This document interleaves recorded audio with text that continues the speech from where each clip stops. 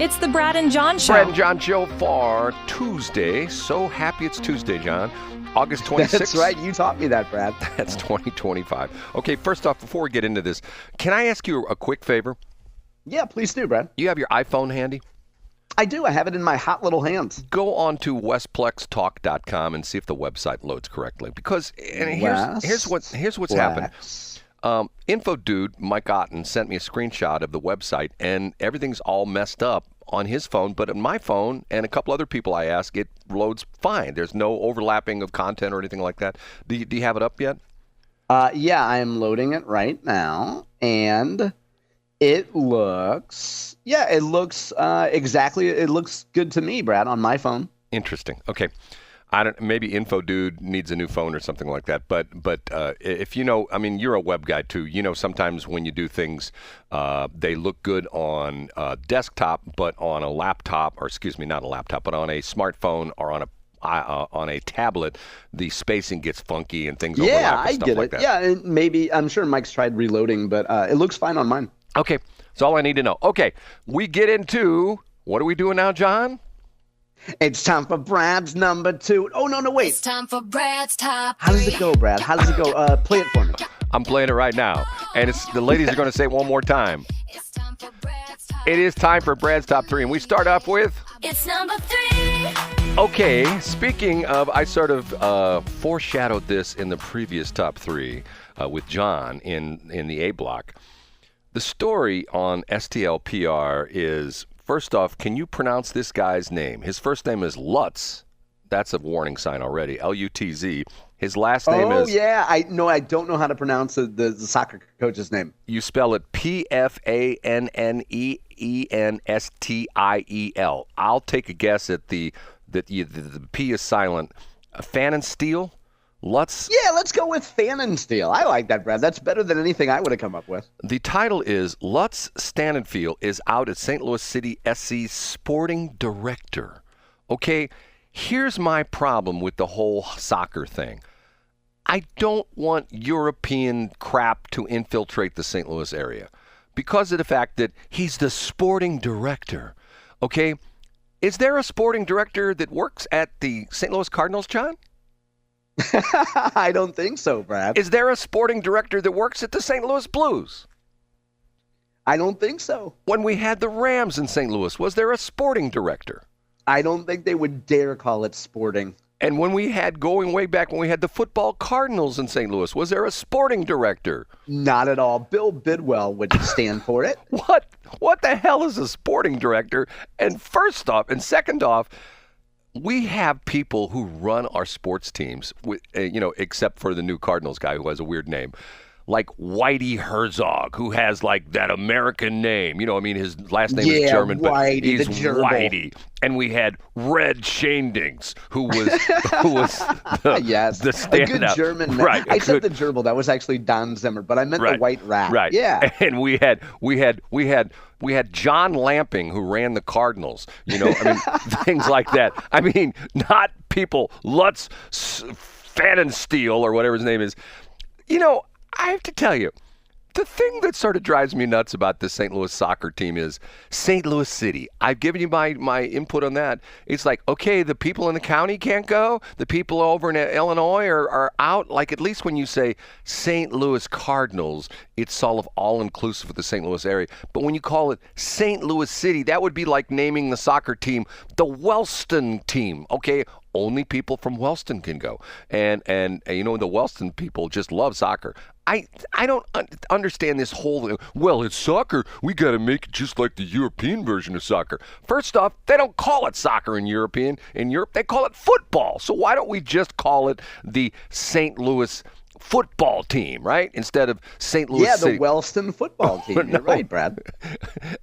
Now, my first thought when I saw the headline on the Post-Dispatch website today was, what the heck is a sporting director? That's what I said. I said, what's a sporting director? Yeah, I mean, I guess you can't just call it a general manager. Now, I'm guessing what it is, and you and I have beaten this to death, Brad, about why the city is in the name, and I won't repeat the actual facts because your point about it is funny and is a good punchline. But I think it is just trying to pay homage when you call somebody a sporting director. I guess that's what teams in the Premier League in Europe do. So we think, hey, we want to be more like them. I don't know. Right now, there's probably somebody playing Savannah Bananas type baseball in Europe. And there's some British guy that says, I don't know why we got to call the general. I don't know why we have to call it a general manager. He's actually the sporting director. Why do we got to call him a general manager? Right. It's like things lose translation across the pond, don't they, John? Yeah. Hey, you know what? I'm going to jump in the lift and I'm going to throw all your ideas in the bin, Brad. Right. Well, or maybe we could ride to work on the tube together. You know what I mean? Yeah, let's ride the tube, Brad. Okay. It's time for number 2. It's time for Brad's number 2. It's time for Brad's number 2. You know, It's time for Brad's it's sort of sad to me that I have a degree from an Illinois institution, Southern Illinois University at Edwardsville. I used to spend a lot of time in Illinois. My dad worked there for decades at SIU. He was the campus civil engineer. J.B. Pritzker, to me, is an embarrassment to the state of Illinois. Have you seen this latest thing where they're now giving free tuition to illegal immigrant kids? I have not seen this, Brad. The state of Illinois is? Yes. They're giving... Well, they do. They are sitting on a ton of cash. They're in great financial shape. I'm not sure why they wouldn't give scholarships to everyone.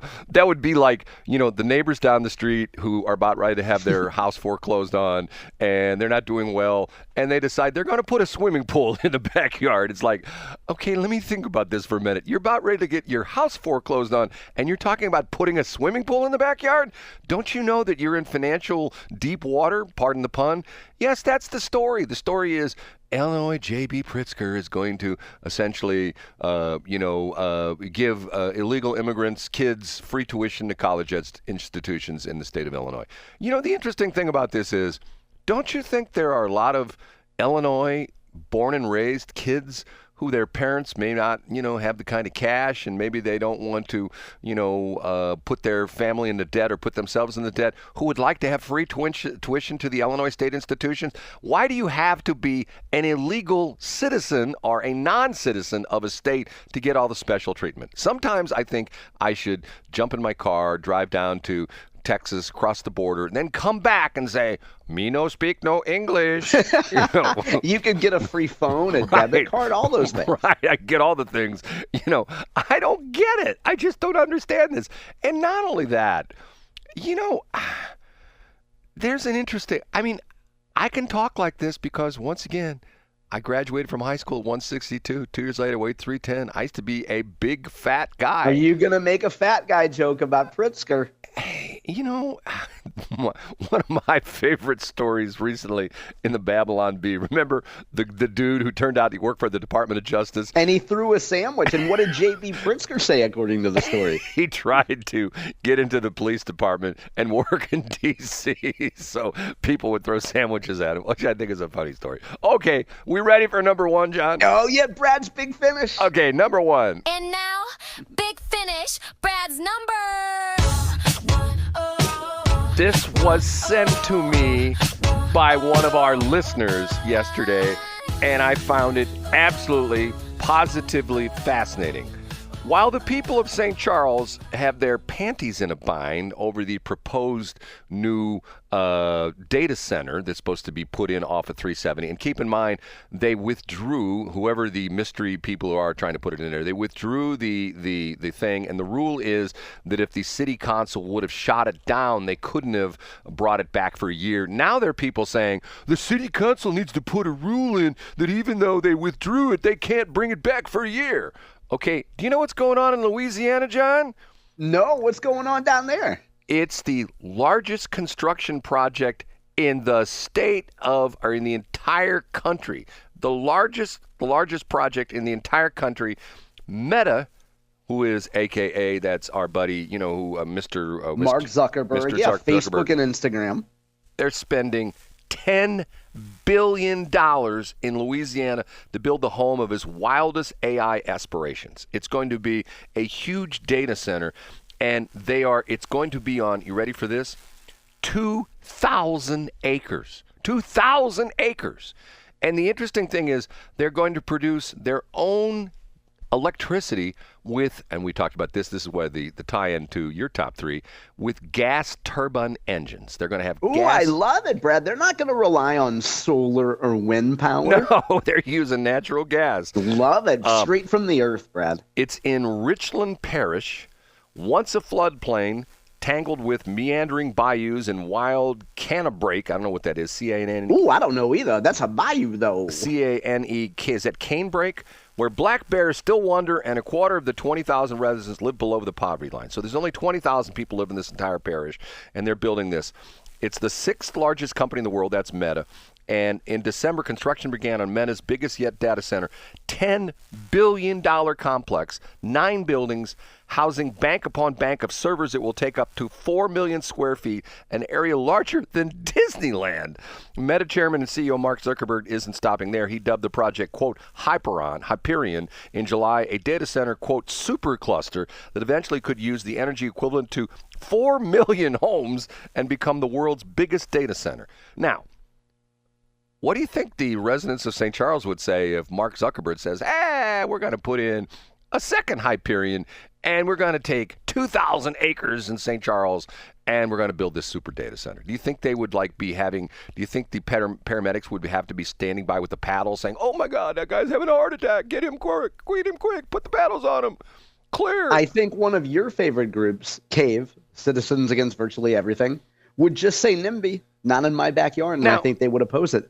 Now, Brad, does the story say, do people have a knee-jerk, not in my backyard reaction in Louisiana? I'm sure there's some folks like that, right? Well, there are a few, but most of them are like, hey, we think this is good because But of the isn't fact- that so? What's the argument against putting it there? The area could clearly use economic development.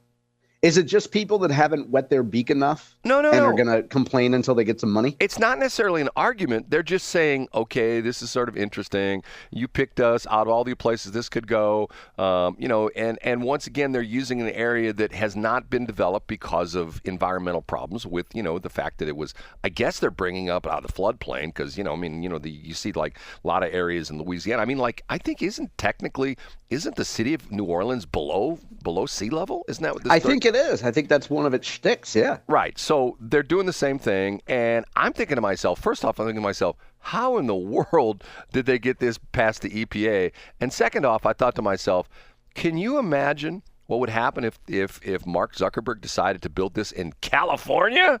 I mean, can you imagine that? Oh, yeah. I mean, well, first of all, there's a chance that something like that could happen.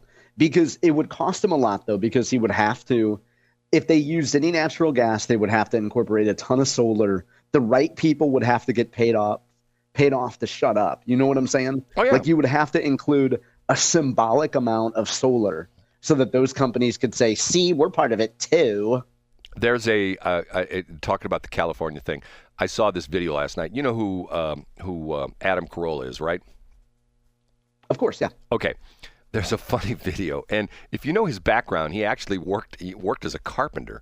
He did a lot of different things before he got into the radio and the TV business, but he was a carpenter, and there's a video of him going to a lumber store in Malibu. He was doing some work at his house, and he needed a long, womanized, pressure-treated 2x4 that he couldn't get into his car.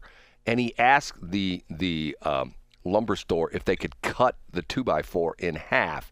And they told him they could not because there's an ordinance, there's a law in California against cutting pressure-treated wood because of the dust that would come off. Oh, yeah, the dust could be dangerous with all those chemicals on it. Right, and his point was that was a couple months before the fire in Malibu, and now all the wood, all that kind of stuff got burnt up, all the chemicals got burnt up, all the electric cars got burnt up, and it all ran down into the Pacific Ocean. Yeah, of course it did. And the environmentalists couldn't do a damn thing about it.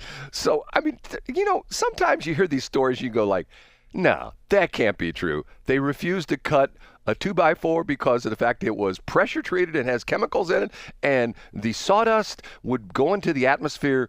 Think about that for a minute, John. Think about the impact of, and I'm a guy who just the other day with my chop saw, not chop saw, but with a miter saw, my cutoff saw, chopped up a couple 2x4s for a project I'm working on. I think to myself, okay, a little bit of sawdust, not much.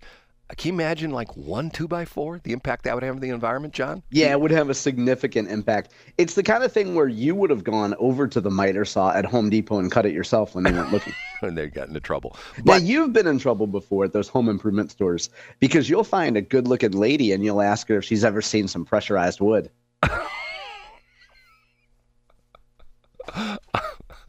I'm not going to touch that one. I mean, of 2x4s. Okay. And then you would just escort her to the 2x4 area, right, Brett? It's time for us to move on.